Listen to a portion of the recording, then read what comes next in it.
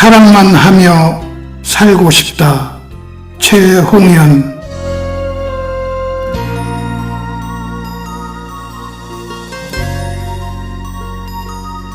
언제쯤일까 바람에 실려간 세월, 꿈속에서도 길을 헤매며 애타는 그리움, 들꽃이라도 피어볼 날.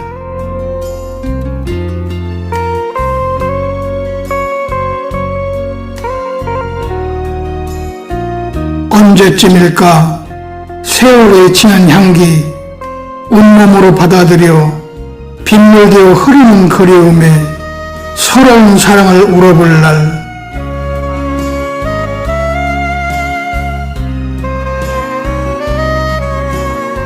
언제쯤일까 무수한 별이 속삭임에 꽃지는 밤에도 흔들리지 않는 순박의 사랑 오롯이 가슴에 품어볼 날.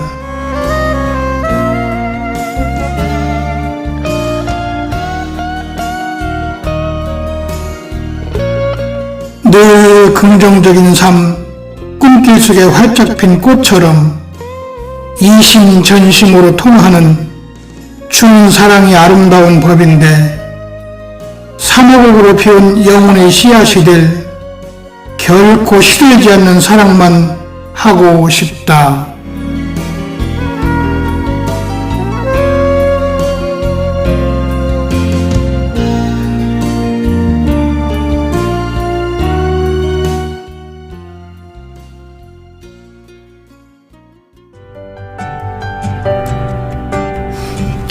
안녕하세요. SJC 문예방송 진행을 맡게 된 강영기입니다. 아직은 덥지만 어느덧 더위는 조금씩 물러가고 있는 것 같은데요. 오늘은 가을을 좀 더 앞당겨 주실 것만 같은 전원생활을 하시는 최홍연 시인님을 작가 초대석에 모셨습니다. 시인님 안녕하세요. 네, 안녕하십니까. 네. 반갑습니다. 우리 문예방송 시청자 여러분들께 인사 한 말씀 부탁드리겠습니다. 네, 이제 지겹고 뭐 했던 건 이제 더위도 다 거의 물러가는 편이고, 그동안 잘 못할들 하셨나 모르겠어요. 아무튼 선진 여러분 반갑습니다.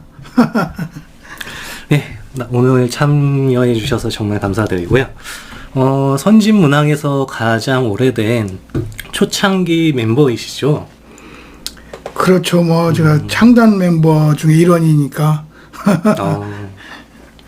오늘 최홍연 시인님을 만나 뵈니까 대선배로서 기품이 있어 보이시면서 개인적으로 좀 많이 듬직해 보이십니다. 선진문학의 구심점으로 지금은 고문 역할도 수행 중이시죠? 글쎄 뭐 고문이라는 중책을 대표님이 주셔서 맡고는 있지만 미숙하게 그지없죠. 뭐 고참이랍시고 하는 일도 없고, 또한 또 몸 건강이 안 좋아서도 그렇고 멀리서 있다 보니까 대표님이나 회원분들한테 뭐 도움 드는 거 전혀 없고 폐만 끼치는 것 같아요. 늘 송구스럽죠 뭐. 그러시군요. 그러면은 저희 선진문학 하면은 저희 이선영 대표님을 빼고 또 어떤 이미지가 있으실까요? 선진문학 니꼬로 이설영 대표님이 딱 맞는데, 뭐 다른 이미지를 생각한다는 건 좀 우스꽝스러운 얘기기도 해요. 근데 또 한편으로 보면 우리 선진문학은 다른 문학에서 볼 수 없는 그 인양문학이라는 게 있어요. 사람을 존중하고 한 집안 식구 같고 형제 같은 그런 분위기로 여태껏 대표님도 이끌어왔고 또 회원님들도 참여해 주셨고 또 계속 그렇게 앞으로도 갈 거고, 그래서 인양문학이라는 게 인간 중심, 사람 중심, 사람 존중, 어떤 그런 마음들이 모여서 우리 선진문학의 참 구심점이 되고 있는 것 같아요. 그러니까 선진문학의 이제 또 다른 이름이 인양문학이 되겠네요. 그렇죠. 그래서 밴드 이름 옆에 인양문학지라고 게재가 되어 있는 것 같습니다. 저는 사실 선배님과 다르게 이제 여기 저희 선진문학에 들어온 지 이제 1년 차라서 아직 모르는 게 좀 많지만 좀 저를 선배님으로서 잘 이끌어 주시면 감사하겠습니다. 글쎄, 제가 뭐 이끌어가는 건 하나도 없고, 그냥, 우리 선진문학에 누가 되지 않게, 뒤에서 그냥, 따라가는 거, 그거죠, 뭐. 대표님을 뒤에서 이제 보조해드리면서. 네. 알겠습니다. 역시 대선배님이시라서, 선진문학의 특징을 굉장히 멋있게 잘 말씀을 해주셨습니다. 그러면 이번에는, 문학적인 부분에서 최홍련 시인님 하면은 어떤 이미지가 있을까요? 글쎄요, 저는 뭐 특별한 건 없는데, 제 글은 게 대부분이 사랑시를 쓰고 있어요. 뭐, 사랑시가 그렇게 뭐 다 좋은 것만은 아니겠지만, 어쨌든 저는 처음부터 그랬고, 이제 마지막 손 놓을 때까지 아마 사랑시를 주로 쓰고 있을 겁니다. 그것은 뭐 제가 살아온 것도 그렇고, 앞으로 살아갈 일도 그렇고, 사랑 아니면 세상은 존재할 수 없다. 사랑만이 세상을 감싸 안을 수 있다. 이런 것도 있고, 제 사랑하는 부분에 대한 그 감사 마음도 있고, 행복한 마음도 있어서 늘 사랑시를 쓰게 됩니다. 그것이 뭐, 제 특징이라면 특징이겠고, 뭐, 그런 거죠. 뭐, 문학적인 관점에서. 감성을 가득 여민 모습이 왠지 포근한 깊은 가을처럼 느껴지는 순간인 것 같은데요. 그러면은, 우리 최홍련 시인님 같은 경우는 이제 본인의 애착시가 있다면 어떤 게 있을까요? 글쎄요, 글을 쓰는 분들이 전부 다 자기 애착시가 있기 마련인데, 저도 또한 그렇고, 근데 특별히 딱 꼬집어서, 이거? 하는 건 저는 그렇게는 없고, 이제 제가 내일 모레면 70인데, 이 70 나이에 연애하는 마음으로, 사랑하는 마음으로 시를 써간다는 게, 이게 좀, 그렇게, 어디에서 봐도 그렇게 흔하지는 않은 것 같아요. 그래서 이제 제가 쓰는 글들도, 사랑시를 주로 위주로 쓰고 있지만, 특별히 뭐 애착 가는 건 그렇게 없는 것 같고, 아무튼 제 글은 다 애착이 갑니다. 그러시군요. 그럼 이따가 이제 좀 괜찮은 시가 있으면은 막간을 이용해서 신앙송을 하실 수 있는 시간을 좀 드리도록 하고요. 제가 알기로는 선생님께서 작사, 작곡에도 재능이 좀 있으시다고 알고 있습니다. 그런 재능을 갖게 된 동기가 있으실까요? 동기라고 하면 좀 그런데, 친구들 중에도 이제 중앙에서 이름 있는 가수들도 있고, 지방에도 이제 가수 몇 분이 있는데, 제 사랑하는 마음을 시로 해서 시곡으로 하다 보니까, 곡은 만들 때뿐이 이제 불려지지가 않더라고요. 그래서 이걸 어떻게 할까 고민하다가, 그것을 이제 대중적인 노래 가사로, 그걸 이제 개사를 해서, 이제 트로트풍으로 해가지고 이렇게 몇 곡을 했는데, 그게 요즘 방송도 좀 타고 대전에도 가수들도 좀 지금 현재 부르고 있고, 예전에서 또 불렀던 곡들도 있고, 그래서 좋은 것 같아서 사랑하는 사람에 대한 어떤 그 보답이라고 할까, 어떤 그 행복이라고 할까, 어떤 그런 마음에서 그냥 취미 삼아 했던 건데, 사실은 이제 더 조금씩 더 애착을 갖게 되는 것 같아요. 그래서 첫날 때마다 이제 집에다 키보드도 하나 사놓고 이렇게 이제 한 번씩 해보곤 합니다. 그러시구나. 저도 집에다가 요번에 대금을 하나 샀거든요. 그러시구나. 그래서 저도 음악 쪽으로 좀 취미를 하나 갖고 싶은데, 선배님 보시니까 재능이 정말 많으시고, 이것저것 하시려면은 아무쪼록 좀 건강해야 이것저것 좀 많이 할 수 있는 부분이 있을 것 같은데, 제가 듣기로는 건강상에 지금 좀 힘든 부분이 있으시다고 들었습니다. 네, 뜻하지 않게 요즘 살아가면서 뭐 암이 대수냐 해가지고 뭐 그런 거 있지만, 어쨌든 저도 이제 암 환자가 되었는데, 뜻하지 않게 전이가 너무 많이 되어서 수술은 할 수가 없어서 도저히 수술할 수가 없고, 그래서 이제 항암제 주사를 좀 맞고 또 항암약을 먹고 있어요. 언제까지 지탱이 될는지는 모르지만, 그냥 제가 믿는 그 주님이 살려주시는 날까지, 이것도 제 삶에 어떤 살아온 과오다, 그에 대한 보답이다 생각하고, 그래도 여태까지 살려주시니까 고맙습니다 하고, 그냥 눈만 뜨면 감사합니다 하고, 열심히 살아가고 있고요. 또, 더욱더 건강해지려고는 하는데, 인간의 마음대로 되는 게 생명이지는 아니니까, 어쨌든 사는 날까지 그저 주어진 거 열심히 살아보려고 합니다. 예, 선배님, 저도 개인적으로 좀 건강해지시기를 좀 많이 기원을 드리겠고요. 선지문학에서는 그래도 선생님이 이제 좌청룡 우백호 같은 분이신데 꼭 건강해지셔야 합니다. 네, 감사합니다. 예, 그럼 다음으로 우리 대표님을 빼고 선지문학에서 지금 가장 먼저 떠오르는 그 문우님이 있으시다면 어떤 분이 계실까요? 글쎄요, 특별히 우리 대표님을 빼고 생각한다는 건 전 한 번도 그런 생각도 해본 적도 없고 있을 수도 없는 일인데, 구태여 지금 뭐 한번 해보자면 우리 뭐 박서진 시인도 그렇고 태백 배삼술 시인님도 좀 네네. 우리 오래된 문우님들이니까 또 그렇고, 이제 최근에 우리 선진문학을 통해서 등단한 김한수 시인님이 우리 이제 밴드 그 추석보를 날마다 만들어서 올려주시잖아요. 네네네, 맞습니다. 그분이 이렇게 많이 생각나곤 하죠. 맞습니다. 저도 그분 출석부를 매일 보고 있는데요. 아, 그렇구나. 그러면 요즘에는 선지문학에 지금 말씀하셨던 것처럼 새로 오시는 식구분들이 좀 많으신 것 같아요.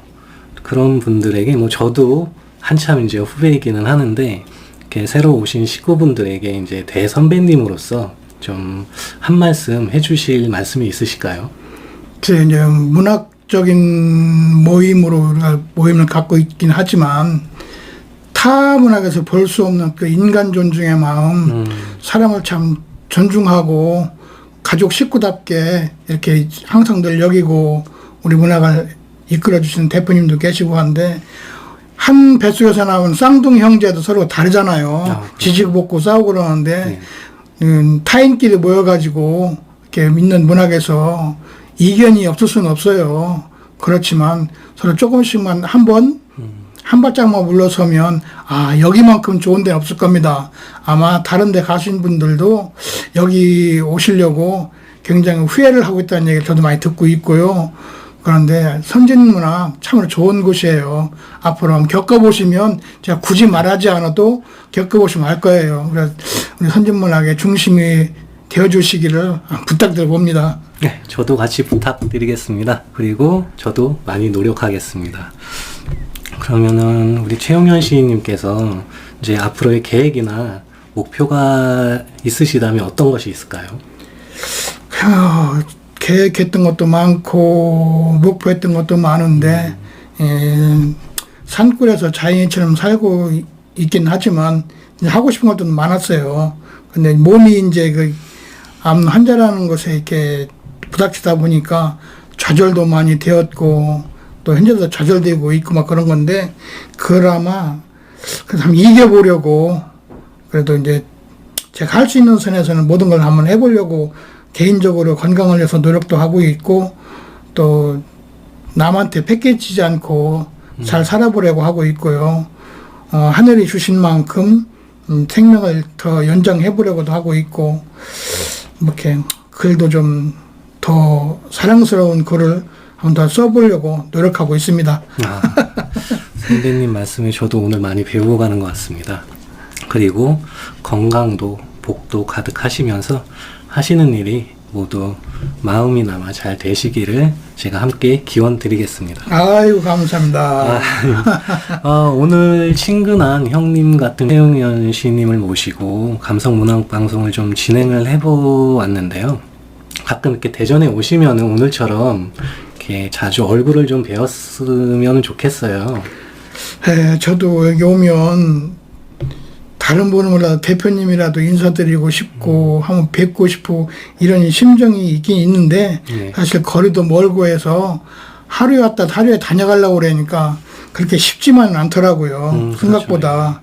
그래서 다음번에라도 어떻게 한 번씩 이제 한번 자주 볼 수 있는 그런 계획을 한번 마련해 볼게요. 예, 앞으로 좀 자주 좀 저도 개인적으로 좀 뵙고 싶은 선배님이신 것 같습니다. 오늘은 먼 곳까지 다시 가셔야 되니까 문학방송은 조금 일찍 끝내는 걸로 하고요. 오늘 선배님하고 함께해서 정말 의미가 깊은 시간이었던 것 같습니다. 네, 아이고 반갑습니다. 저도 반가웠고요. 오늘 참 좋은 시간이었던 것 같아요. 이 자리를 마련해 주신 대표님께도 더 감사드리고 우리 회원님들 더 힘내시고 더 건강하세요. 저 암 환자도 힘내고 있습니다. 우리 선진문학 화이팅 합시다. 네, 화이팅입니다. 자, 그러면 이제 문학방송 끝으로 늘 하는 거죠. SJC 문예방송이라고 제가 외치면은 좋아요 꾹, 구독 꾹을 같이 외쳐주시면 되겠습니다. 그럼 시작할게요. 자, SJC 문예방송 좋아요 꾹, 구독 꾹, 꾹, 예, 꾹꾹 눌러주세요. 이상 MC 강영기였고요. 오늘 최영현 시인님이었습니다. 감사합니다. 네, 감사합니다. 수고했어요. 감사합니다. 고생하셨습니다.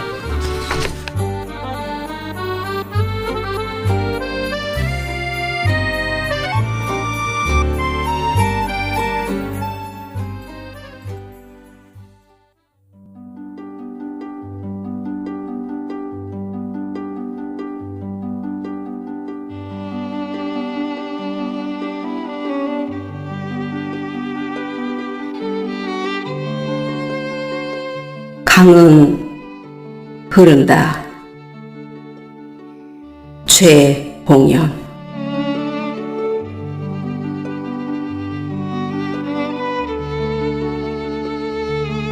삶의 근원지를 찾아서 흐르고 싶은 강물도 하루쯤 쉬었다 가면 좋겠다.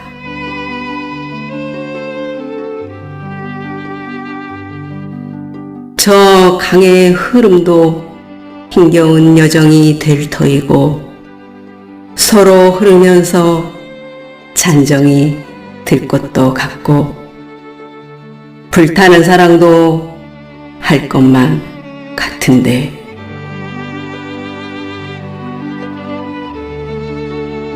사방이 홍수로 넘쳐 흘러도 끝내는 안정을 되찾는 잔잔한 고요함.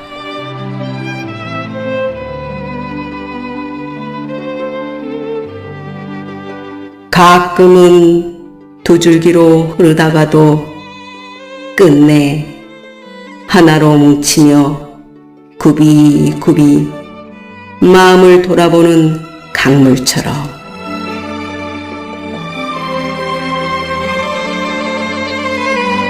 너와 나도 가는 세월 속에서 얼마나 더 흘러야 서로 이해의 깊이를 더해가는 빛나는 윤슬의 강물처럼 평온할 수 있을까?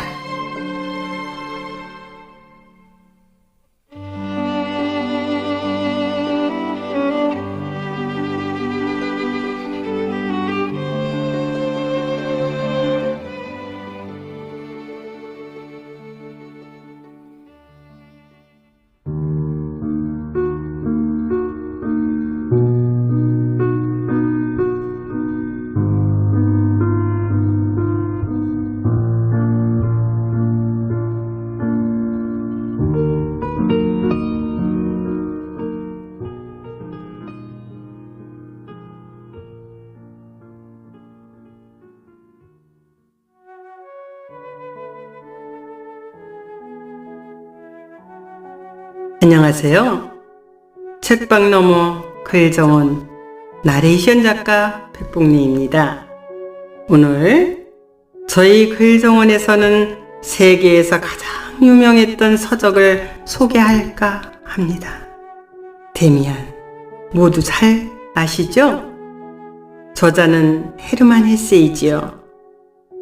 그의 유명한 소설 중 하나인 서적 데미안은 생의 길은 누구에게나 고뇌의 길이고 아프고 괴롭다는 것을 보편적으로 인식하게 만드는 성장 소설입니다. 헤세는 자신의 경험을 토대로 진정으로 자아의 표상으로서 데미안을 창조했으며 책 속의 주인공 싱클레어가 지혜로운 인생 친구인 데미안이 되어가는 모습을 그리는 과정입니다. 책 내용을 잠시 말씀드리면서 이어가겠습니다. 금지된 세계에 호기심을 느끼던 유년 시절, 책에 등장하는 주인공 에밀 싱클레어, 즉 헤르만 헤세는 동네의 불량배인 프란츠 크러머에게 트집을 잡혀 어두운 세계에 발을 들여놓게 됩니다. 끊임없이 돈을 가져오라는 협박을 받으며 시달리던 소녀는 고뇌에 빠져있던 차에 학교에 새로 전학을 온 친구 데미안을 만나게 됩니다. 데미안은 불량배 프란츠 크러머와의 갈등을 깨끗이 해결해주는 구세주가 되어주고, 또한 싱클레어와 친해지는 과정 중 수업받은 내용을 같이 이야기하며 선악의 이분법을 벗어나 새로운 시각으로 세상을 볼 수 있도록 도움을 줍니다. 그 후 고등학교 진학으로 친하게 지내던 데미안과 헤어지게 되면서 싱클레어는 한동안 방탕한 생활을 하며 방황하게 됩니다. 그러던 중 피스토리우스라는 교회 오르간 연주자를 만나 잠시 인생의 스승으로 삼으며 내면을 성장시켜 가지요. 그러면서 데미안을 끊임없이 그리워하게 된답니다. 그러던 어느 날 여행지에서 우연히 데미안을 만나게 되고, 데미안의 어머니 에바 부인을 통해 자신이 찾아 헤매던 내면의 신 아브락사스의 모습을 발견합니다.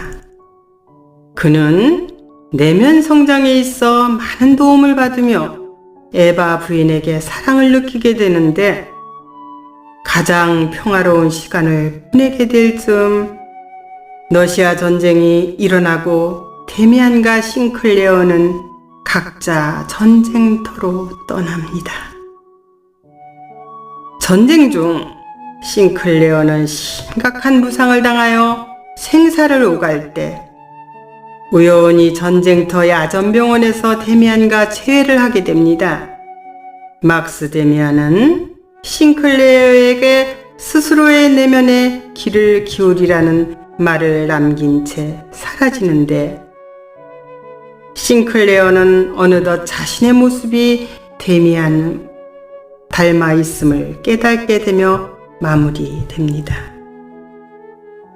이 서적에는 포인트가 되는 장면이 있습니다. 네, 그것은 바로 싱클레어가 데미안을 그리워하여 새를 그려 편지로 데미안에게 보낸 후 그에게서 온 쪽지를 발견하는 장면입니다. 그 내용은 싱클레어의 내면에 큰 파장을 줍니다.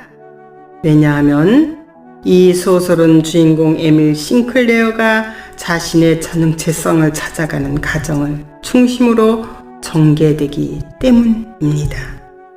하여 그의 서적 데미안에서는 이렇게 말합니다. 새는 알을 깨고 나온다. 알은 세계다. 태어나려는 자는 세계를 파괴해야 한다. 새는 신에게로 따라간다. 그 신의 이름은 아브락사스다라고 말입니다. 아브락사스는 선과 빛과 어둠, 양극을 동시에 지닌 신으로 쉽게 말해 양면성의 존재입니다. 그러기에 그는 오히려 인간에 가까우며 우리 개개인이 갖고 있는 자아라고 할 수 있습니다. 우리는 자아라는 껍질을 무수히 깨뜨려가며 성장하기도 하고 때로는 패배를 거쳐 알 속의 두려움으로 머물기도 합니다. 삶은 늘 우리에게 사력을 다하지 않으면 안 된다는 과제를 주지요. 새가 알에서 나와 새로운 세계를 창조하듯 우리도 세계로 통하는 자신의 껍질을 부수는데 사력을 다해야 합니다. 자신과 싸워가는 가정은 힘들지만 알을 깨고 나와야 인생의 돛을 세워 끊임없는 성장을 할 수 있기 때문입니다. 성장 과정 중 그 어떤 것이든 의존하고 있는 것이 있다면 떠나보내야 하는 선택도 있을 수 있습니다. 낡은 껍질을 벗고 새로 태어나야 새로운 세계와 만날 수 있는데 겁쟁이 같은 마음으로 차를 세상 밖으로 꺼내어 보지 못한다면 평생 넓은 세계와 마주할 수 없을 것입니다. 자, 선택은 우리의 몫이겠죠? 지혜롭고 도전적인 수많은 에밀 싱클레어가 탄생할 수 있었으면 하는 바람을 가지고 이 시간을 마무리해 봅니다. 감사합니다.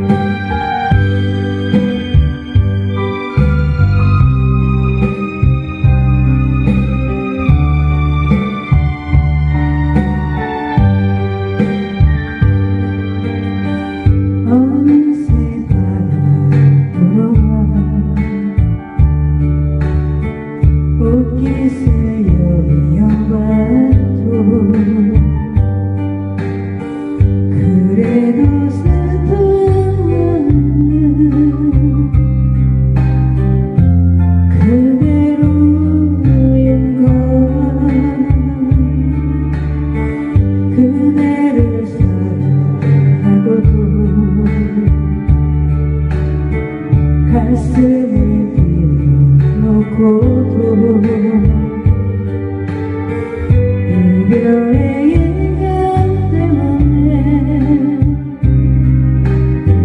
멀지 못해 만난 사실은 어느 날은 그대 손을 마주 잡고서 참 넓은 찻집에서 다정스러운 눈빛으로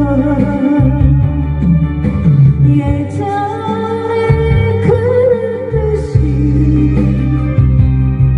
마주보며 살아가고파 어쩌면 나 당신을 볼 수 없을 것 같아. 그 순간 나는 진심이었어.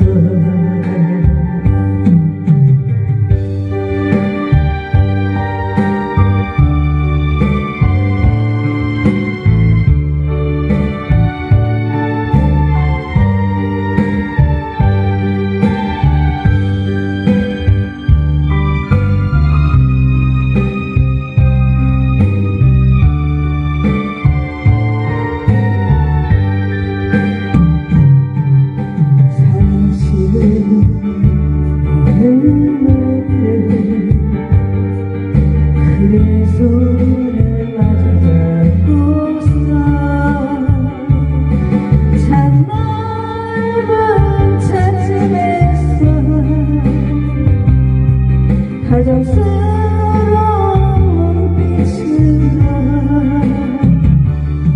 예전에 그랬듯이 마주보며 살아가고파 어쩌면 나 당신을 볼 수 없을 것 같아. 그 순간